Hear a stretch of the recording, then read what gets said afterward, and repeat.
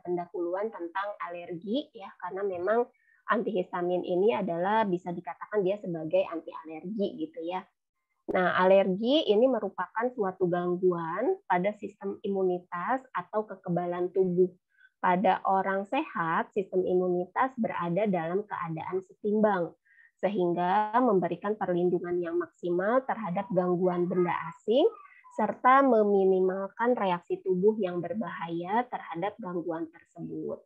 Sedangkan pada orang yang alergi, terjadi ketidakseimbangan sehingga tubuh bereaksi secara berlebihan atau hipersensitif. Ya, jadi kalau dalam kondisi orang normal gitu ya atau kondisi orang sehat ya berarti sistem imunitas atau kekebalan tubuh kita itu dalam keadaan yang setimbang. Ya, kalau dia dalam keadaan setimbang, maka imun kita itu bisa memberikan perlindungan yang sangat maksimal. Jadi ketika ada alergen gitu ya, alergen ini benda yang dapat memicu respon alergi gitu ya, itu langsung bisa ditangkis oleh sistem kekebalan kita. Tapi kalau misalnya kondisi tubuh kitanya sedang tidak fit gitu ya, nah itu berarti terjadi ketidakseimbangan pada sistem imunitas kita gitu ya. Nah, makanya kan kalau di materi tentang imunitas ya atau respon imun itu kan gangguan atau imunopatologi itu ada macam-macam ya, ada yang termasuk ke dalam hipersensitivitas. Nah, hipersensitivitas ini salah satunya adalah alergi ya. Misalnya hipersensitivitas itu kan berarti respon tubuhnya terlalu berlebihan, ada sesuatu yang masuk aja sebagai pemicu timbulnya alergi, nah itu bisa timbul alergi. Misalnya kayak saya kan asma. Asma itu kan berarti saya ini ya mudah sekali bersin kalau kena debu. Nah, ketika ada debu aja sedikit terhirup gitu ya, itu pasti langsung bersin-bersin. Artinya tubuh saya itu hipersensitivitas gitu ya. Jadi terlalu hipersensitif imun saya gitu ya. Jadi nggak bisa ketika ada sesuatu benda asing yang nggak biasa ada di dalam tubuh kita itu langsung bereaksi gitu ya respon imunnya. Nah, itu adalah salah satu timbulnya alergi itu dari sana gitu ya. Kemudian selain asma bisa juga kayak rinitis gitu kan. Ya, orang kalau misalnya kena cuaca dingin atau udara dingin itu ada yang langsung kayak biduan gitu ya, gatal-gatal, bentol-bentol. Nah, itu juga termasuk ke dalam hipersensitivitas ya. Jadi ada ketidakseimbangan di dalam sistem imun kita. Kemudian alergen ini adalah penyebab alergi yang masuk ke dalam tubuh akan memicu tubuh membuat imunoglobulin E. Nah, imunoglobulin ini itu termasuk ke dalam sistem imun. Ya, jadi imun kita itu macam-macam, ada IgE, ada IgA, IgM, gitu ya, itu macam-macam. Nah, kalau pada alergen atau alergi, memicunya itu adalah imun yang disebut dengan IgE atau imunoglobulin E, yang kemudian akan terikat pada sel mas. Nah, sel mas itu apa sih? Bagian dari sistem kekebalan tubuh manusia ya, yang dia itu bereaksi ketika terdapat benda asing yang masuk ke dalam tubuh seseorang gitu. Nah, di sini yang banyak tersebar di bagian tubuh utamanya pada tempat-tempat yang sering kontak dengan lingkungan seperti selaput lendir, hidung, saluran nafas, bronkus, kulit, mata, kemudian mukosa usus, dan lain-lain. Nah, sel mas ini kemudian akan melepaskan histamin. Jadi sebenarnya histamin itu ya bagian dari imun kita gitu. Jadi sebenarnya histamin itu bagian dari imun kita. Ketika terjadi ketidakseimbangan, maka histamin itu akan lepas sehingga timbullah alergi. Ya, jadi biasanya si alergen itu pasti kontak langsungnya itu adalah pada bagian yang memang biasa mudah dilalui. Ya, misalnya kan kayak hidung itu kan keluar masuk udara ya. Jadi ketika udara itu ada sesuatu yang biasa tidak terhirup oleh seseorang yang punya alergi itu pasti akan menimbulkan respon alergi gitu ya, atau akan mengeluarkan histamin. Atau misalnya kulit. Nah, kulit ini juga kan termasuk bagian terluar dari tubuh kita ya. Jadi ketika seseorang memang punya riwayat hipersensitivitas gitu, pasti nanti di kulitnya itu ya merah-merah, gatal-gatal gitu kan. Kemudian mata, mukosa selaput-selaput lendir yang lainnya. Seperti itu. Kemudian histamin, tadi kan histamin ini salah satu bagian dari imun kita ya, yang dilepaskan ketika ada alergen yang masuk ke dalam tubuh. Nah, histamin ini disebut juga dengan beta imidazole etilamin, merupakan senyawa normal yang ada di dalam jaringan tubuh. Jadi memang dia sudah ada di dalam tubuh kita dan termasuk ke dalam senyawa normal. Nah, histamin ini ternyata dia disintesis dari L-histidin. Ya, jadi awal mula histamin itu adalah histidin, di mana histidin ini kemudian disintesis ya dengan bantuan enzim karboksilase ya, sehingga terbentuklah yang namanya histamin.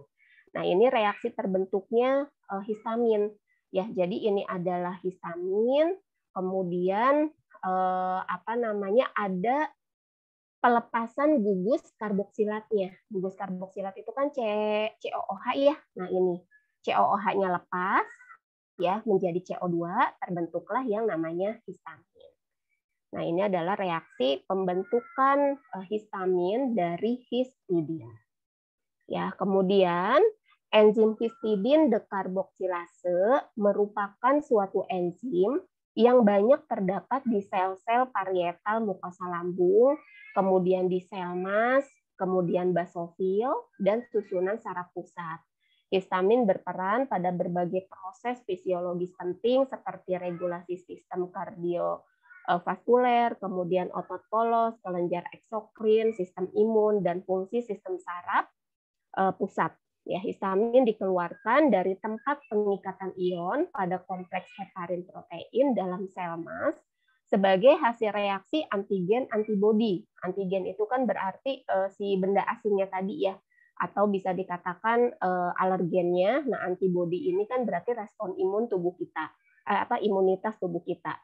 Nah, bila ada rangsangan senyawa alergen dapat berupa spora, kemudian debu rumah, sinar ultraviolet, cuaca, racun, tripsin, dan enzim proteolitik lainnya, deterjen, zat warna, kemudian obat, makanan, dan beberapa turunan amin. Ya, jadi senyawa alergen itu macam-macam.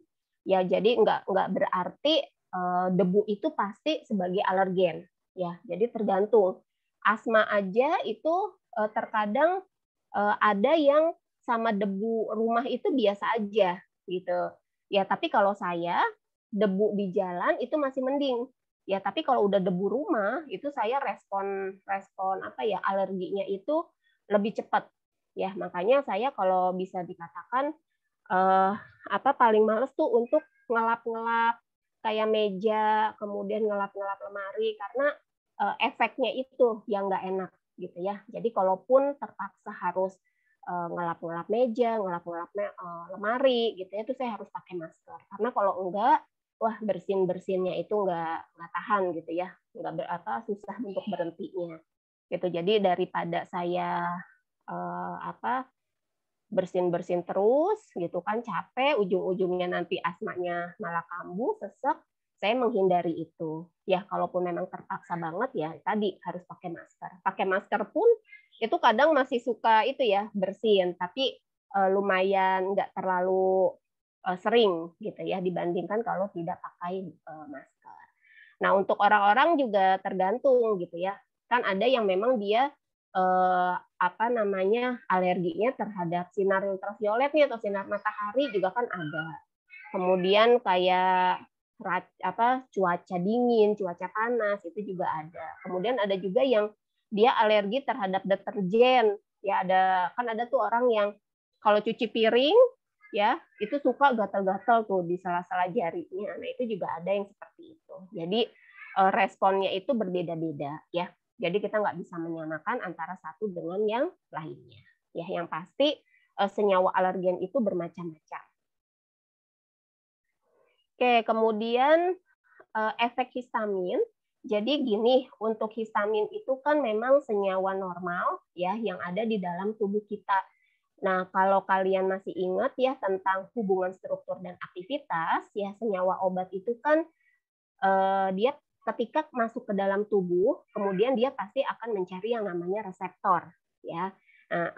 Nah, ketika dia berikatan dengan reseptor, kemudian berinteraksi dengan reseptor, baru akan timbul yang namanya aktivitas. Nah, kalau histamin di sini dia akan berikatan juga dengan reseptor, tapi tergantung ya karena histamin ini ada macam-macam.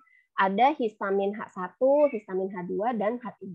Nah, itu pengikatan dengan reseptornya pun itu harus sesuai. Ya, jadi kalau misalnya histaminnya H1 gitu ya, maka dia harus berikatannya dengan reseptor H1. Kalau histaminnya H2, maka dia berikatannya dengan reseptor H2 ya. Jadi histamin itu punya efek di dalam tubuh kita. Ya, efek yang pertama kalau pada histamin yang berikatan dengan reseptor H1 ya, dia terjadi kontraksi otot polos, usus dan bronki, kemudian meningkatkan permeabilitas vaskuler, kemudian meningkatkan sekresi mukus, terjadi peningkatan CGMP di sel, kemudian terjadi vasodilatasi arteri, ya permeabel terhadap cairan dan plasma protein. Nah, nanti di sini akan timbul mata sembab, kemudian pruritik, dermatitis, dan urtikaria. Nah, untuk memblok histamin ini, ya ketika dia akan berikatan dengan reseptor, maka kita perlu yang namanya antagonis H1. Antagonis H1 ini berarti dia sebagai antihistamin. Karena ketika histamin berikatan dengan reseptor, itu adalah akan terjadi yang namanya alergi, timbul alerginya. Gitu ya. Jadi misalnya nih, saya asma, kemudian ada debu. Ya, debu itu berarti kan dia akan memicu keluarnya histamin dari dalam tubuh. Nah, kemudian histamin ini dia akan berikatan dengan reseptor. Nah, ketika dia berikatan dengan reseptor, timbullah alergi. Nah, kalau sudah timbul alergi, artinya kan saya perlu yang namanya obat antihistamin. Ya, nah obat antihistamin inilah yang nantinya dia akan berkompetisi. Ya, makanya obat antihistamin ini disebut dengan antagonis. Ya, antagonis itu artinya apa? Ya berkompetisi. Jadi main dulu-duluan nih, main dulu-duluan ngapain? Menempati posisi reseptornya.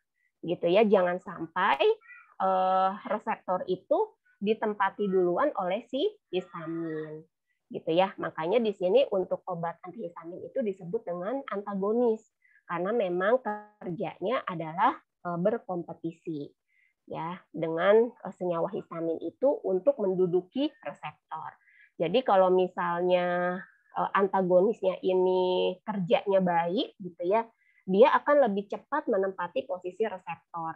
Ya, ketika obat ini si antagonis ini menempati reseptor, ya justru dia yang akan menghilangkan alerginya tersebut. Tapi kalau misalnya si histaminnya ya duluan, ya alerginya masih tetap ada.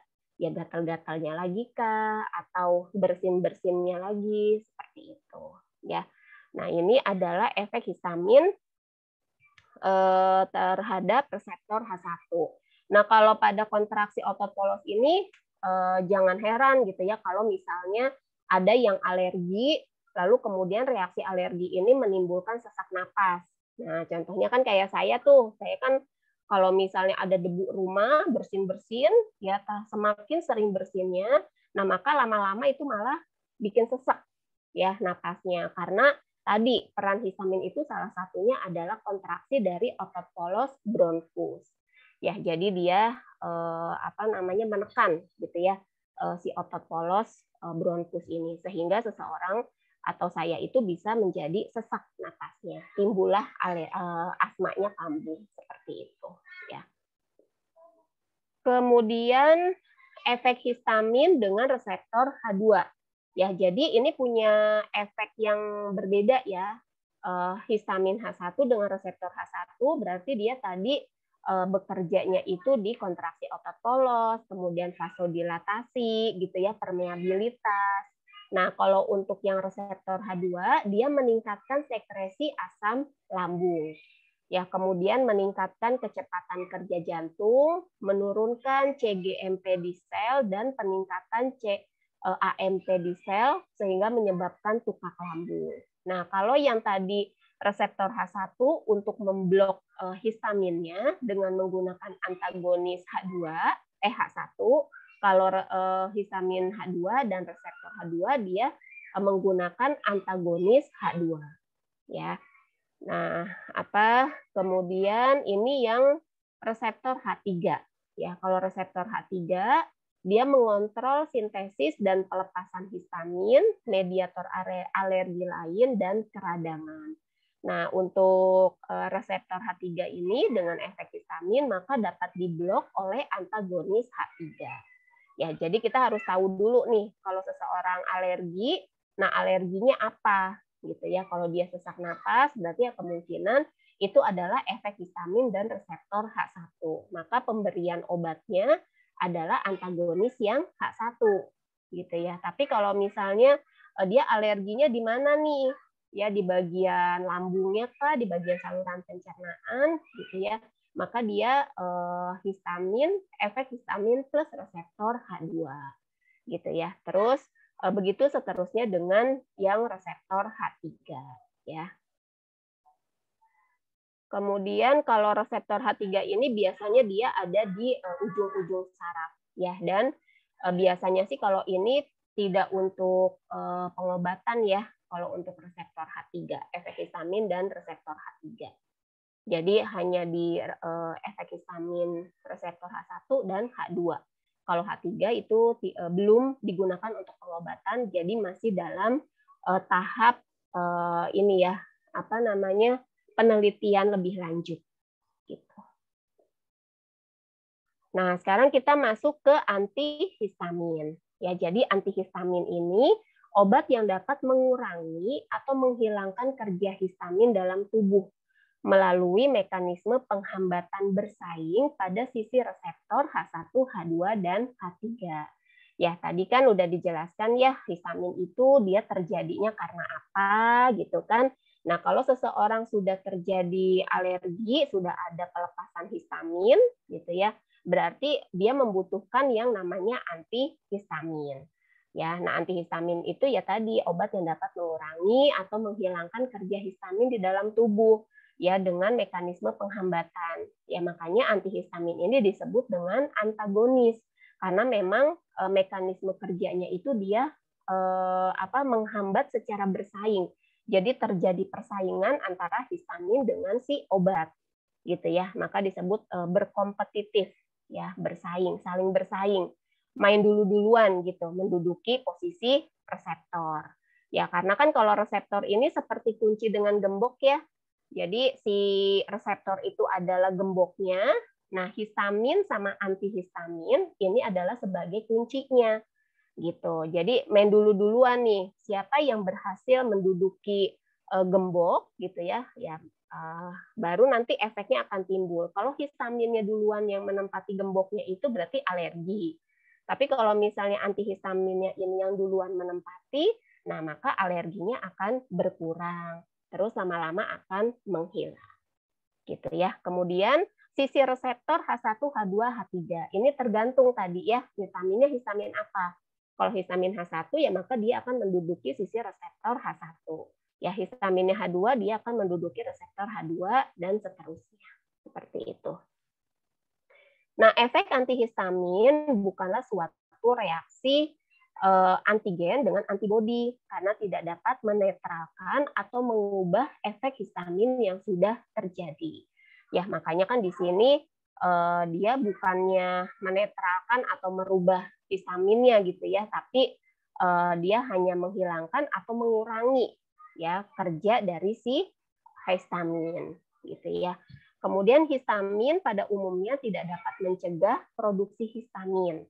Ya, antihistamin bekerja terutama untuk menghambat secara kompetitif atau bersaing interaksi histamin dengan reseptor histaminergic. Ya, karena kembali lagi histamin ini kan memang senyawa normal yang ada di dalam tubuh kita. Ya, selama kita masih hidup, ya tentu saja produksi histamin itu akan tetap ada. Makanya antihistamin ini dia nggak akan bisa bukan untuk mencegah, ya, tapi mengurangi atau menghilangkan ketika memang terjadi alergi yang berlebihan atau tidak pada dalam kondisi yang normal. Jadi istilahnya menstabilkan lagi gitu ya jumlahnya. Kalau normalnya itu jumlahnya misalnya 100 gitu ya kalau menggunakan angka.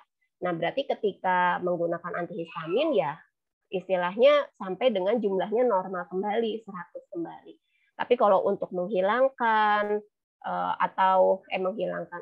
mencegah biar histamin itu nggak ada ya nggak bisa gitu ya, karena memang itu adalah senyawa normal yang ada di dalam tubuh kita.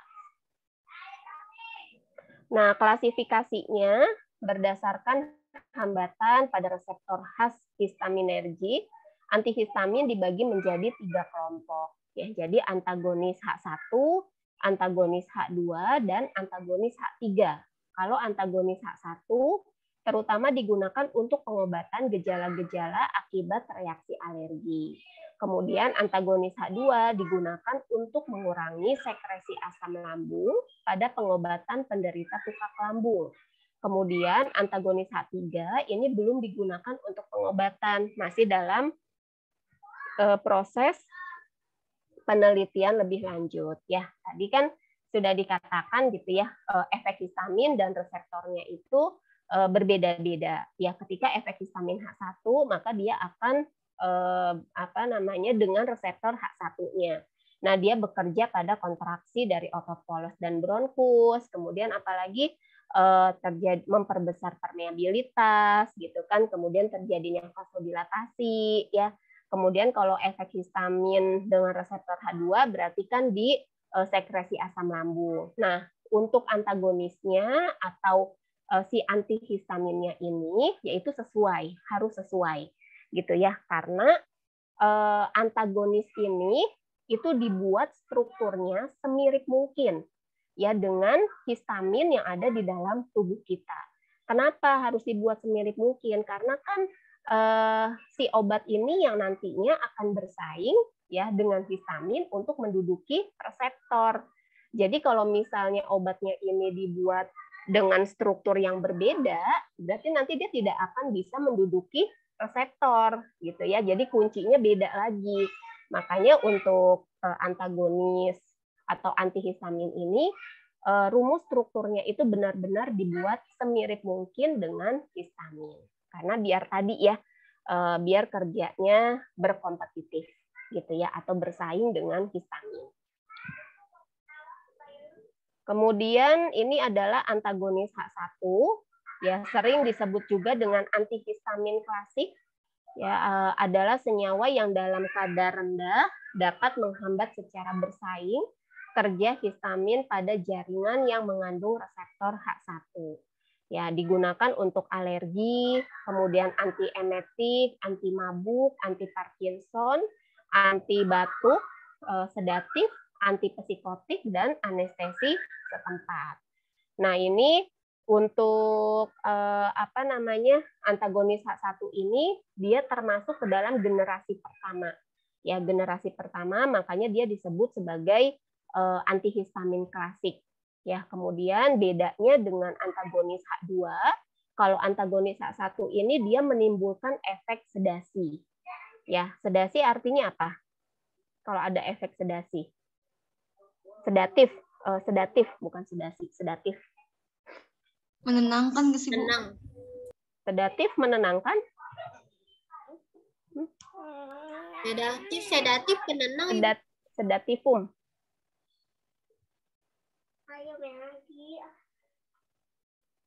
Menenangkan. Kalau hipnotik?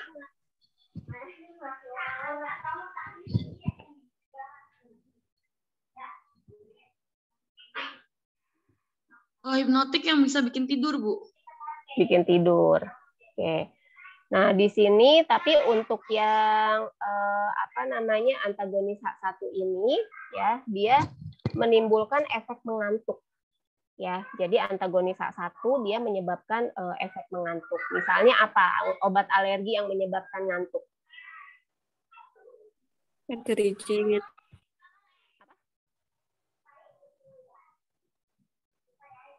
Cetirizine, Bu. Cetirizine mengantuk, lebih mengantuk mana sama CTM? CTM. Jadi generasi 1 ini ya, atau generasi pertama atau si antagonis H1 dia contohnya adalah CTM ya, karena mengantuk sekali gitu ya kalau kita mengkonsumsi obat tersebut. Kalau cetirizine itu termasuk ke dalam generasi kedua ya. Cetirizine itu generasi kedua karena walaupun dia ada efek mengantuk ya, tapi jauh lebih rendah dibandingkan dengan CTM. Ya, makanya kan kalau kita minum CTM sama cetirizine lebih mengantuk CTM gitu ya dibanding dengan cetirizine. Seperti itu. Ibu, kalau ya. Ciproheptadin H1 juga bukan, Bu? Antagonis H1. Ciproheptadin masuk. Nah, nanti ada di sini contoh-contohnya ya. Yang termasuk H1, H2 apa saja ya. Oke, kemudian hubungan struktur dan aktivitas atau HSA-nya ya terhadap aktivitas dari antagonis H1. Jadi ini adalah rumus struktur dari antihistamin ya. Nah, rumus struktur antihistamin ini mirip ya dengan histamin. Ya, jadi dibuat semirip mungkin. Jadi di sini ada X ya, kemudian X-nya ini dia mengikat dua gugus aril. Aril pertama ini aril aksen. Nah, ini adalah arilnya. Aril itu kan gugus benzen ya. Gugus aromatik ada dua. Kemudian ini ada N ya, kemudian di sini ada R aksen. AR ini adalah gugus aril, bisa termasuk fenil atau fenil tersubstitusi dan heteroaril. Sedangkan AR aksen ini termasuk ke dalam gugus aril kedua, ya, kemudian R dan R aksen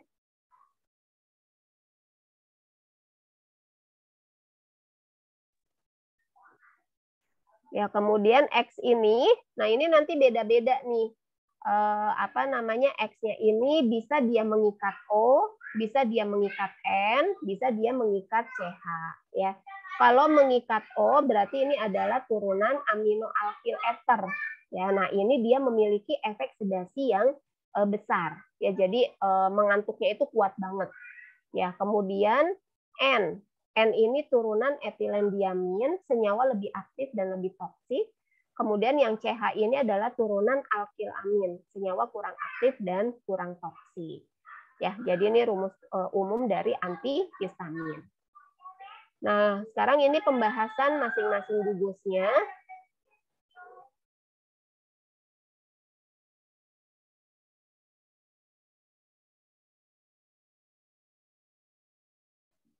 Nah, ini gugus aril, dia sifatnya adalah lipofil. Ya, artinya dia lebih suka akan lemak ya. Kemungkinan membentuk ikatan hidrofob dengan ikatan reseptor H1. Kemudian monosubstitusi gugus yang mempunyai efek induktif seperti Cl atau Br pada posisi para, gugus AR atau AR aksen akan meningkatkan aktivitas. Kemungkinan karena dapat memperkuat ikatan hidrofob dengan reseptor. Disubstitusi pada posisi para, ini akan menurunkan aktivitas. Nah, substitusi pada posisi orto dan meta juga akan menurunkan aktivitas. Ya, jadi posisi pada gugus aril itu sangat menentukan. Ya, ketika pada posisi para, ya dia mengikat gugus Cl atau Br. Nah, ini akan memberikan aktivitas yang jauh lebih baik gitu ya, atau aktivitasnya itu semakin tinggi. Tapi kalau misalnya pada posisi orto atau meta ya, nah itu dia malah menurunkan aktivitas. Udah tahu kan ya posisi orto, meta, para? Harusnya sudah tahu, ini sudah dapat di kimia organik. Kimia organiknya udah sampai mana?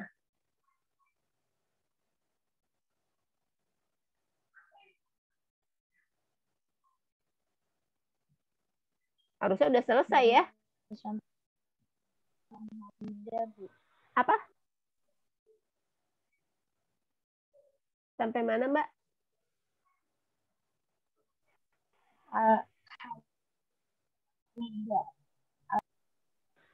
Apa? Nggak kedengeran, Mbak? Mbak Zahira.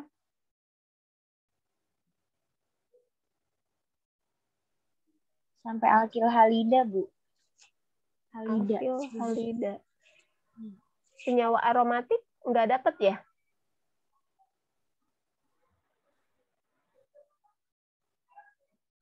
Senyawa siklik nggak belum dapat. Enggak ya? Nggak dapat ya? Oh, Ibu. Oh, enggak.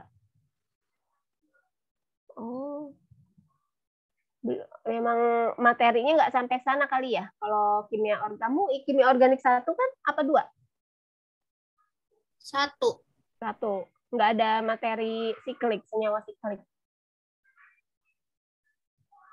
Baru alifatik doang ya?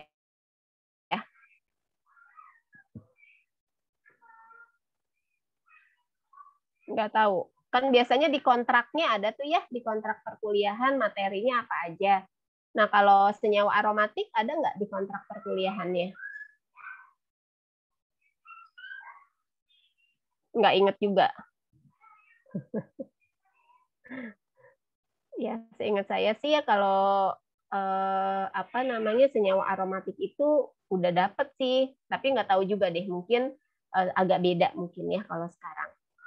Nah, kemudian secara umum untuk mencapai aktivitas optimal, atom N pada ujung adalah amin tersier yang pada pH fisiologis bermuatan positif sehingga dapat mengikat reseptor H1 melalui ikatan ion. Kemudian kuartenerisasi dari nitrogen rantai samping tidak selalu menghasilkan senyawa yang kurang efektif. Kemudian rantai alkil antara atom X dan N mempunyai aktivitas antihistamin optimal bila jumlah atom C sama dengan 2 dan jarak antara pusat cincin aromatik dan N alifatik ini adalah 5 sampai 6. Kemudian faktor sterik juga mempengaruhi aktivitas antagonis H1. Efek antihistamin akan maksimal jika kedua cincin aromatik pada struktur difenhidramin tidak terletak pada bidang yang sama. Jadi untuk antagonis H1 ini contohnya adalah difenhidramin. Ya, difenhidramin itu termasuk antagonis H1 ya. Kemudian secara umum, antagonis H1 digunakan dalam bentuk garam-garam HCl, kemudian sitrat, fumarat, fosfat, suksinat, tartat, dan maleat untuk meningkatkan kelarutan di dalam air. Berdasarkan struktur kimianya, antagonis H1 dibagi ke dalam 6 kelompok. Ada turunan eter aminoalkil, turunan etilendiamin, turunan alkilamin. Nah, alkilamin ini termasuk turunan antihistamin yang klasik ya atau generasi pertama. Terus turunan piperazin, turunan fenotiazin dan turunan lain-lain. Adapun antagonis H1 generasi kedua yang dikembangkan untuk mengurangi efek sedasi dan efek kolinergik dan adrenergik tidak diinginkan dari antagonis H1 generasi pertama atau antihistamin klasik.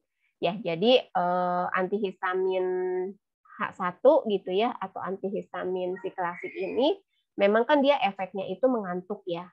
Nah, untuk mengurangi efek mengantuknya tadi, maka dikembangkanlah obat ya, yaitu obat antagonis H2 atau antagonis H2 generasi kedua. Ya, jadi efek mengantuknya itu dikurangi seperti itu. Sekarang kita masuk ke turunan yang pertama, yaitu turunan eter aminoalkil. Ya, jadi eter aminoalkil ya, X-nya ini dia mengikat O. Ya, tadi kan di struktur umum antihistamin, X-nya ini bisa O, bisa N atau bisa C.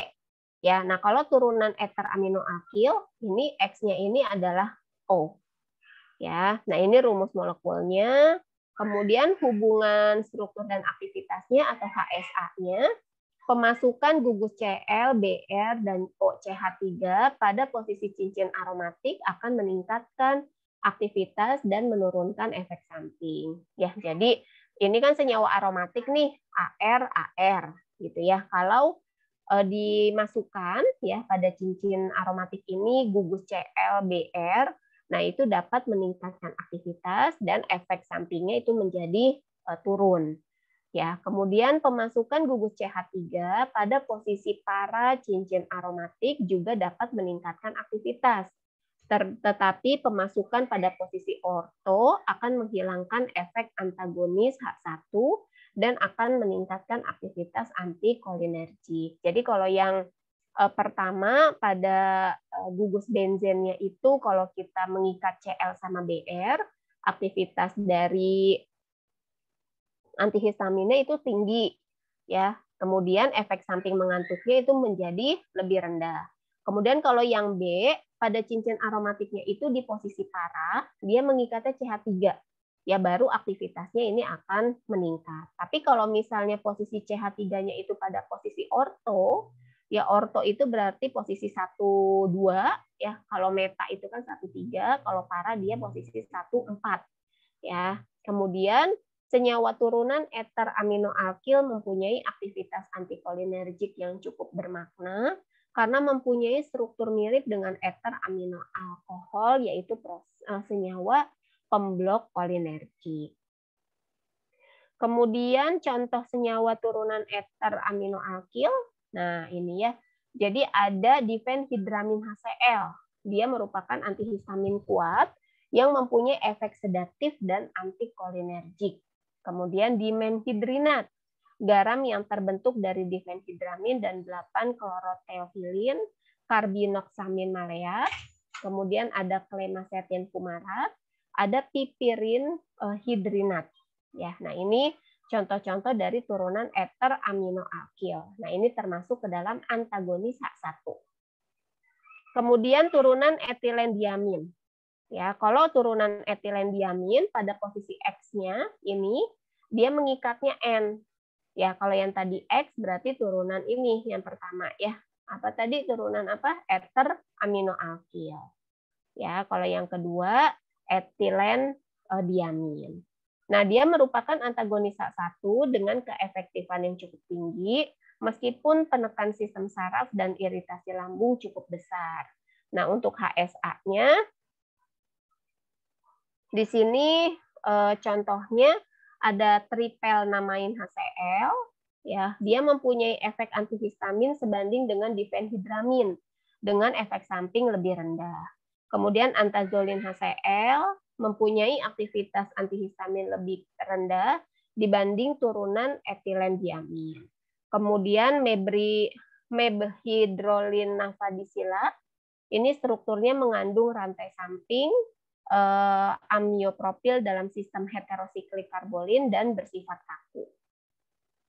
Nah, ini contoh-contohnya ya untuk turunan etilendiamin. Ada fenbenzamin, kemudian ada tripenelamin, pirilamin, antazolin, bamipin, mebhidrolin.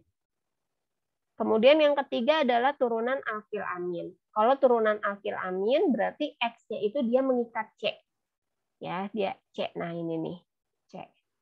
Merupakan antihistamin dengan indeks terapeutik yang cukup baik dengan efek samping dan toksisitas rendah. Nah, contohnya ada feniramin maleat, kemudian ada CTM, ya, kemudian ada dimetinden maleat. Ya, jadi CTM ini termasuk ke dalam antagonis H1 ya, turunan alkilamin. Nah, ini contoh-contohnya. Ada feniramin, ada klorfeniramin, bromfeniramin, dexklorfeniramin, dimetinden. Kemudian turunan piperazin. Nah, turunan piperazin, turunan ini mempunyai efek antihistamin sedang dengan awal kerja lambat dan masa kerjanya relatif panjang.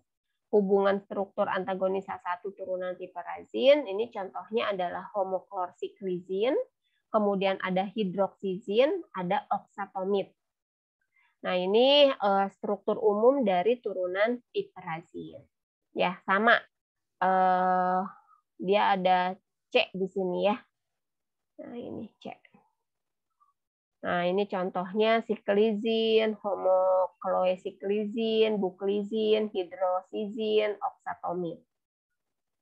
Kemudian turunan fenotiazin. Nah, untuk turunan fenotiazin, dia mempunyai efek antihistamin. Golongan ini juga mempunyai aktivitas tranquilizer serta dapat mengadakan potensiasi dengan obat analgesik dan sedatif. Hubungan struktur antagonis H1 turunan fenotiazin yang pertama adalah prometazin, ya, kemudian ada metdilazin, mequitazin, oxomemazin, sama pezotifen hidrogen fumarat. Nah, ini contoh-contoh untuk yang turunan fenotiazin. Ada prometazin, ada ciproheptadin, ada isotipendil. Ya, ini contoh-contohnya.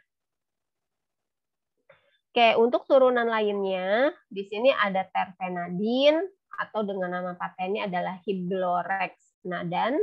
Kemudian astemizol, atau nama lainnya ada hismanal atau santihis. Ya, ini rumus-rumus strukturnya. Oke, sekarang kita masuk ke antagonis H1, ya, tapi generasi kedua. Tadi bedanya apa generasi pertama dengan kedua?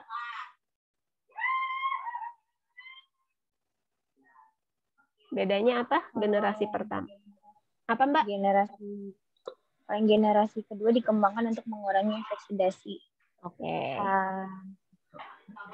Kalau yang pertama berarti dia masih ada efek sedasinya ya, atau mengantuknya, seperti itu. Nah, ini contohnya adalah ada terfenadin, fexofenadin, astemizol, cefarantin, loratadin, cetirizin, akrifastin, taksifilin, dan sodium kromalin. Nah, cetirizin ini masuk ke dalam generasi kedua. Jadi walaupun dia ada efek sama seperti generasi 1, tapi jauh lebih rendah ya dibandingkan dengan generasi yang pertama.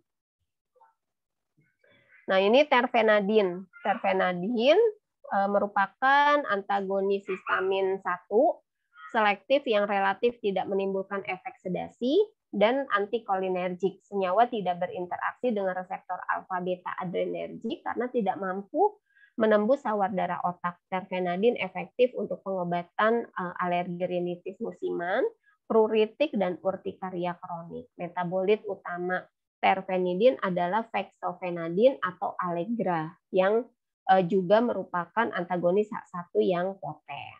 Ya, Allegra ini lumayan ya, sering dengar nih Allegra. Nah, ini ya, ini adalah si terfenadin. Ya, kemudian terfenadin itu kalau R-nya dia mengikat H.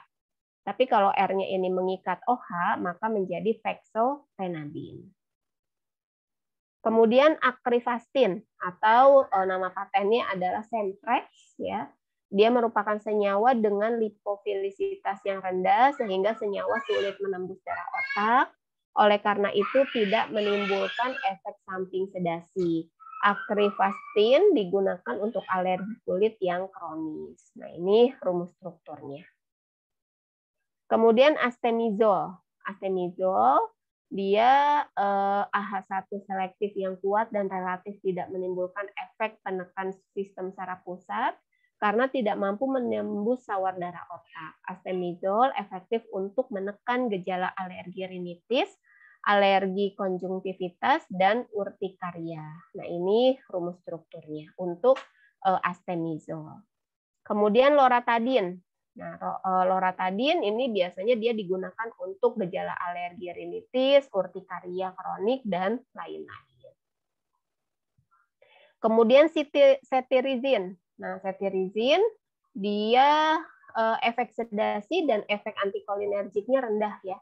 Makanya kalau cetirizin ini anak-anak itu kan biasanya kalau batuk pilek ya sama dokter anak itu biasanya suka dikasih cetirizin gitu ya, obat tambahannya tuh. Nah, itu kalau habis dikasih cetirizin ya nggak selalu tidur mereka.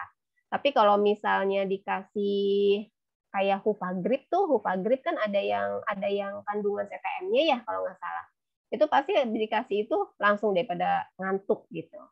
Ya, jadi memang agak beda gitu ya. Cetirizine walaupun ada efek mengantuk gitu ya, tapi lebih rendah dibandingkan dengan CTM karena ya tadi ya dia termasuk ke dalam generasi kedua yang sudah diperbaiki efek samping dari generasi yang pertama. Oke, kemudian antagonis H2.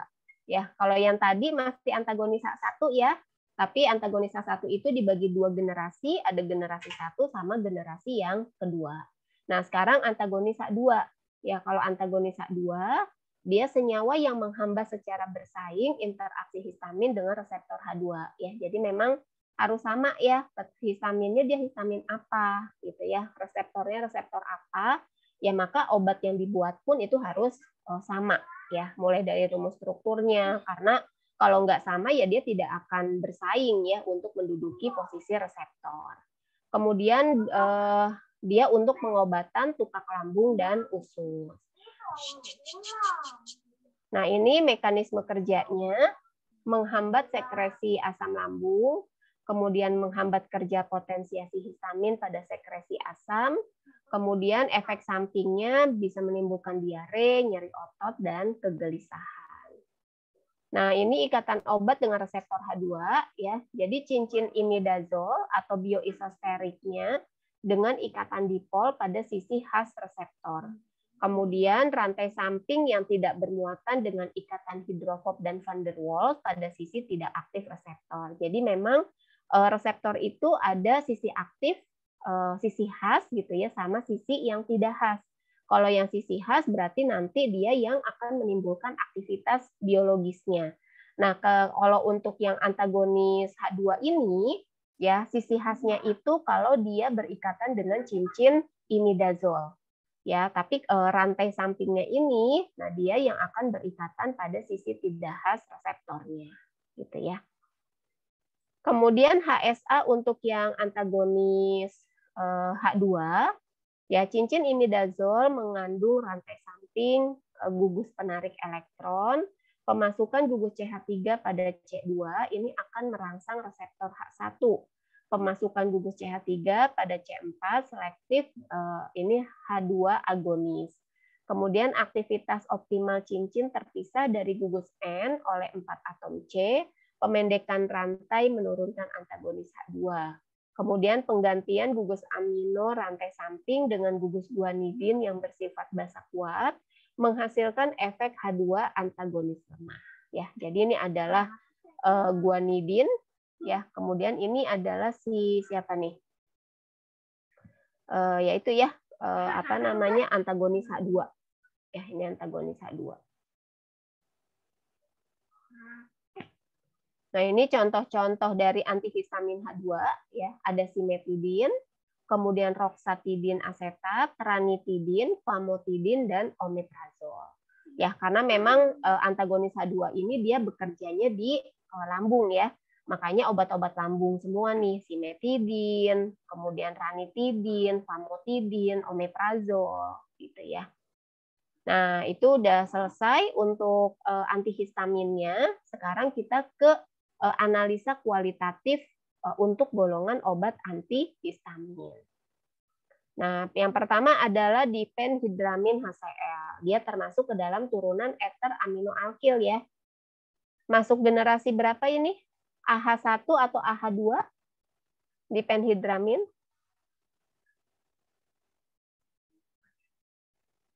Haris temennya tuh Haris. Antagonis H1. Antagonis H1. Generasi 1 atau generasi 2?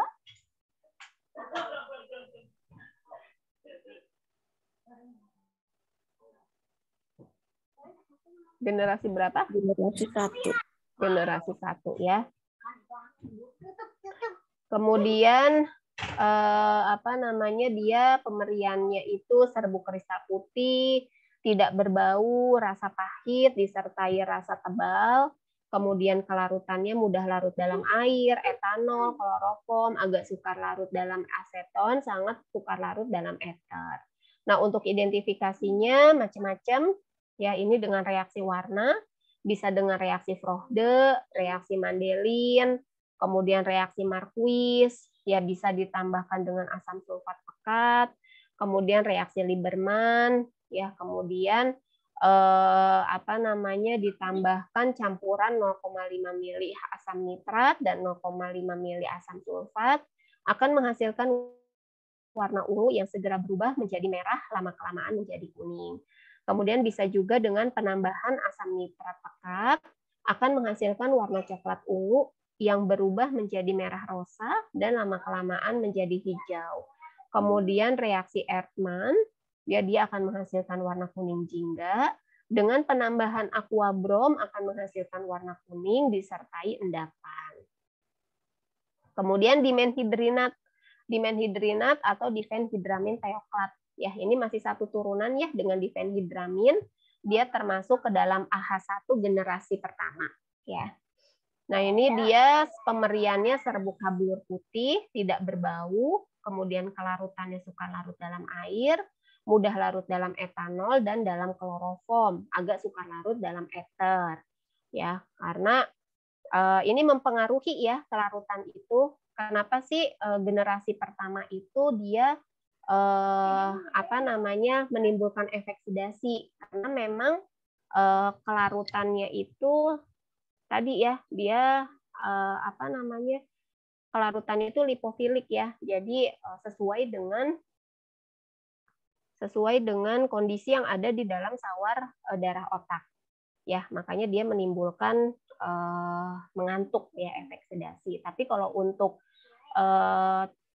generasi yang lain tuh ya biasanya ada yang bagian ada yang larut dalam air, ada juga yang tidak larut di dalam air gitu ya. Jadi tergantung.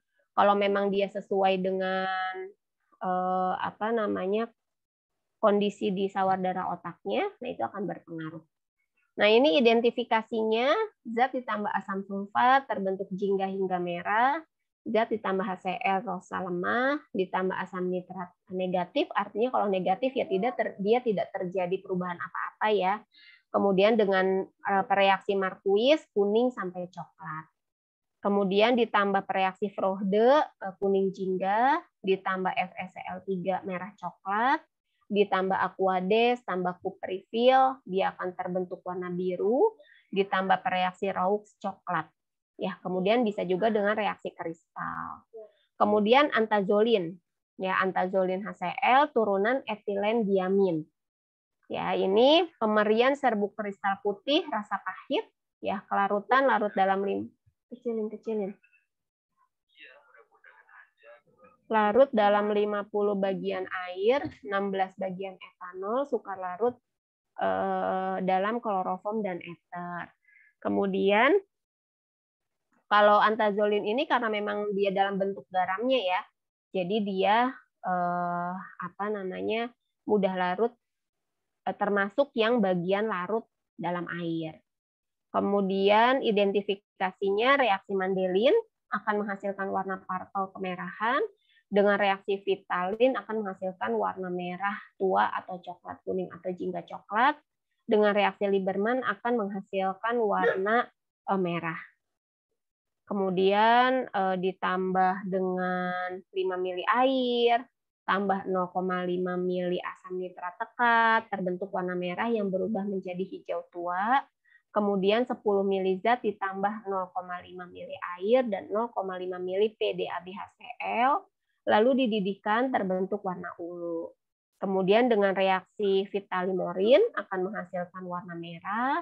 Dengan penambahan asam nitrat pekat akan menghasilkan warna merah hitam sampai merah terang. Dengan penambahan aqua brom akan menghasilkan warna kuning disertai endapan. Dengan penambahan cerium sulfat akan menghasilkan warna merah darah yang berubah menjadi hijau biru atau hijau kotor lama-kelamaan menjadi ungu. Kemudian klorfeniramin maleat, ya dia turunan alkilamin, ini juga sama ya masih turunan turunan AH1 ya generasi 1. Pemeriannya serbuk kristal putih, tidak berbau, rasa agak pahit, kelarutannya dia larut dalam 4 bagian air, 10 bagian etanol, 10 bagian kloroform, sangat sukar larut dalam ether. Kemudian larut identifikasinya bisa dengan pereaksi Nessler, bisa dengan penambahan ferric klorida, bisa dengan penambahan natrium nitrit, asam sulfanilat gitu ya. Kemudian ditambahkan dengan kalium permanganat, ditambah dengan aquabrom. Yang keenam dengan penambahan PDABHCl, ya, kemudian dengan penambahan ferric klorida. Kemudian prometazin HCl. Prometazin dia kelarutannya larut dalam 6 bagian air, 9 bagian etanol, dan 2 bagian kloroform, tidak larut dalam ether. Nah, untuk identifikasinya reaksi Mandelin, reaksi Marquis, ya, ditambah asam sulfat pekat, ditambah timbal oksid, kemudian ditambah asam nitrat pekat, ditambah reaksi Frohde, ditambah reaksi Vitali, kemudian ditambah asam sulfat dan ditambah asam nitrat. Nah, klorpromazin.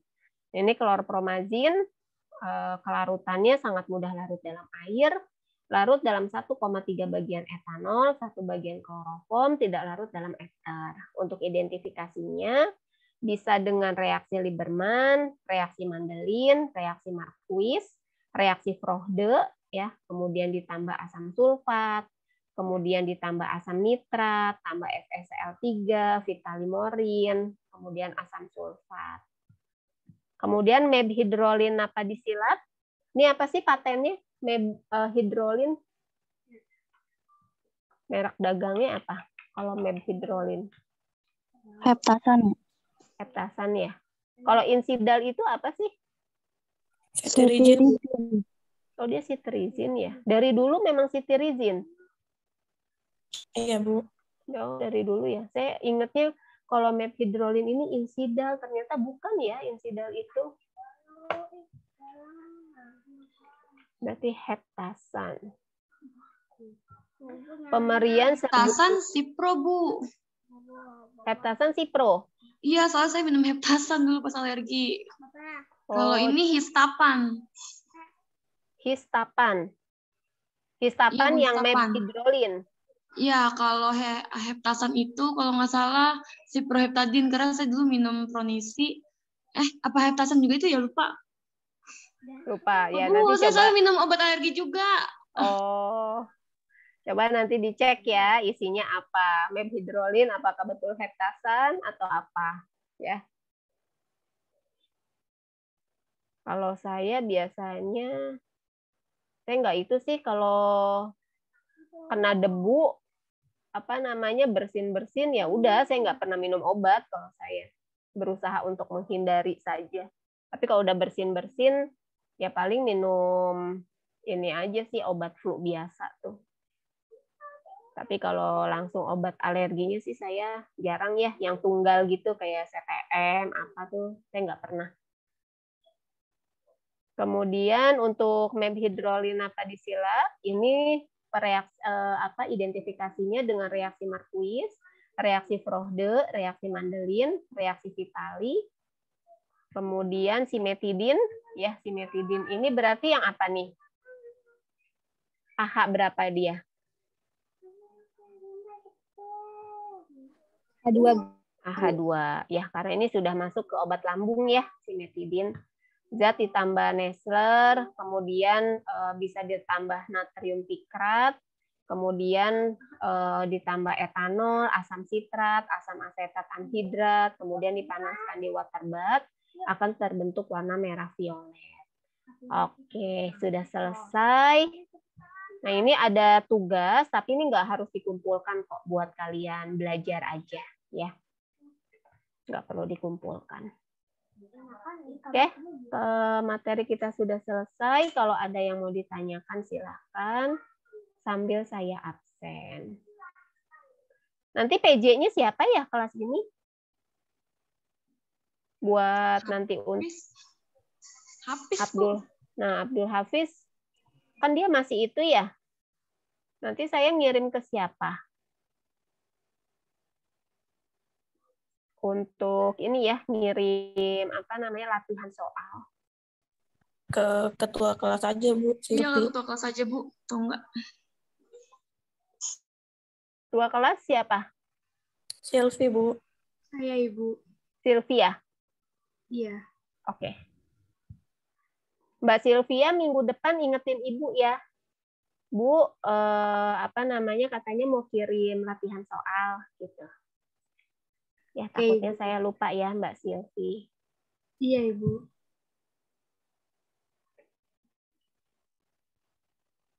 Karena kan saya nggak nyimpen nomor-nomor semua mahasiswa gitu ya, kadang suka bingung juga. Apalagi kalau misalnya yang WA-nya nggak suka ini ya, ada perkenalan dulu gitu. Main tiba-tiba, Bu, apa gitu, nanti pasti ketik-ketik tuh suka agak susah tuh nyarinya. Tapi kalau misalnya memperkenalkan diri kan enak tuh, tinggal cari aja PJ apa gitu kan langsung keluar gitu ya. Tapi kalau yang suka nggak memperkenalkan diri yang agak susah. Alhamdulillah absen kita sudah selesai ya hari ini. Sarah Permata ada, Sarah Fauzia ada nggak? Sarah Hadir, Ibu. Fauzia, oke. Sylvia Yuni, Hadir, Bu. Anissa Rahma, Hadir, Ibu. Gita Amelia, Hadir, Bu. Yusnia, Hadir, Bu. Roida, Hadir, Bu. Florita, Hadir, Bu. Putri Lestari. Putri adakah?